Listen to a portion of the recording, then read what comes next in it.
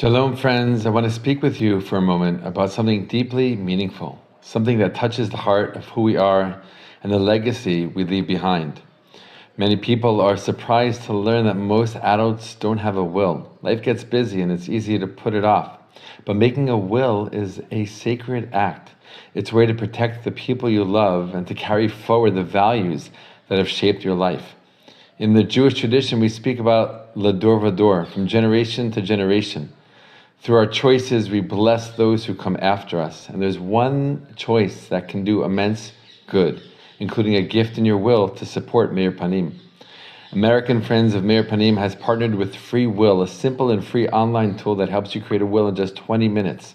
You can take care of your loved ones and, if it feels right to you, leave a legacy of compassion for the people of Israel. This is about more than paperwork. It's about dignity. It's about tzedakah, charity. Meir Panim is feeding the hungry, uplifting the poor, offering dignity to those who have known hardship. And when you support that work, you're fulfilling one of our most sacred teachings. The Talmud tells us whoever saves a single life, it is as if they have saved an entire world. When you make a legacy gift to Meir Panim, that's exactly what you're doing, changing whole worlds for the better. So I invite you to visit israel5.org/free will or click on the link below. Take a few moments to reflect, to plan, and to act. May your kindness ripple through generations. And whether or not you include an optional gift to Meir Panim, may your legacy be a light, bringing hope and healing to countless lives. As always, in this week's Torah portion, we learn great spiritual lessons for life. Let's look at a few of them. Shalom, my friends. It's Akiva Gersh with Israel in 5, where we give you everything Israel in 5 minutes. Please like and subscribe. If you have any questions, want to keep the conversation going, please do so below in the comments. In this week's Torah portion, we learn about the consecration of the members of the tribe of the Levites. Now, in the Mishkan, in the tabernacle, which we spent many weeks learning about, the ideal was supposed to be that the firstborn son of every family was supposed to be this special kind of separated class that would work and do the holy service in the tabernacle. But after the sin of the golden calf, that didn't happen.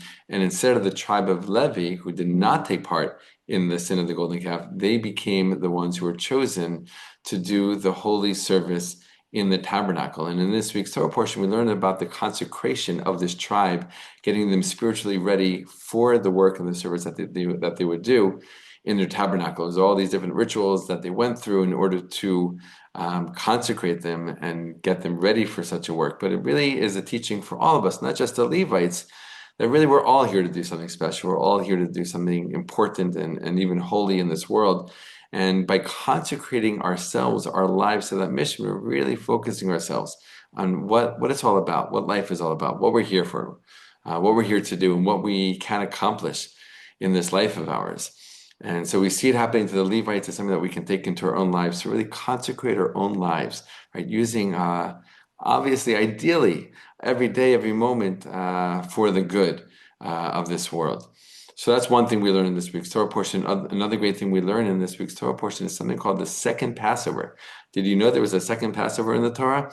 We learned about in this week's Torah portion that if there was somebody who was impure, or maybe far away at the time of bringing the Paschal offering on the afternoon before the beginning of the Passover holiday, if they couldn't make it there for whatever reason, they were given a second chance to bring the Paschal offering the following month.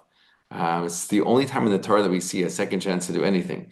You don't get a second chance at Yom Kippur. You don't get a second chance to hear the shofar on Rosh Hashanah. You don't get a second chance to build a sukkah on Sukkot. Nothing. Only on Passover you get this second chance. It's a really interesting thing. And it really shows us how important Passover is in the life of the Jewish people and the story of the Jewish people. Right? It's the story of our freedom, of our exodus, of our becoming a nation, and really setting us into motion for, as we were just saying with the first teaching from this week's Torah portion, why we're here and what we're meant to do. So God really didn't want anyone to miss this. If they were impure, they're too far away from the tabernacle, or later on in Jerusalem, they had a second chance the following month to bring it and to be part of this experience. The third very powerful thing we learn in this week's Torah portion is about the travels, the journeys of the Israelites. Now, we'll learn more about that in future Torah portions, but in this week's Torah portion, we learn that they were led by a cloud during the day, fire at night. And whenever that cloud or that pillar of fire stopped, that's how they knew it was time for them to stop, and that's where they knew to stop. Right? Once the cloud or the fire stopped, the camp, the whole nation stopped. They set up camp, and they didn't know how long they were going to be there for. They could literally set up camp, put together the tabernacle again, because they took it down every single time they had to journey on, and they could be there just for a few days. They didn't know. They wouldn't know until the cloud or the fire started moving again. It was always a surprise. And sometimes they were in a location for years. Can you imagine just, you're in one place for years and all of a sudden the cloud starts to move like, oh, we have to go. And they would blow trumpets, they would blow horns, let the people know, start packing up your stuff. Back then they didn't have a lot of stuff. And it's time to get back on the road and journeying to our next destination. So a very interesting part of the experience in the desert for the Israelites, and really shows their faith in God. That they would stop when the cloud stopped, they would start with journey when the cloud started moving again, and with pure faith that where they were being led is where they needed to go. Another great lesson for our lives. So taking all of these lessons, bringing it into our lives, wishing everyone a beautiful Shabbat, a Shabbat Shalom.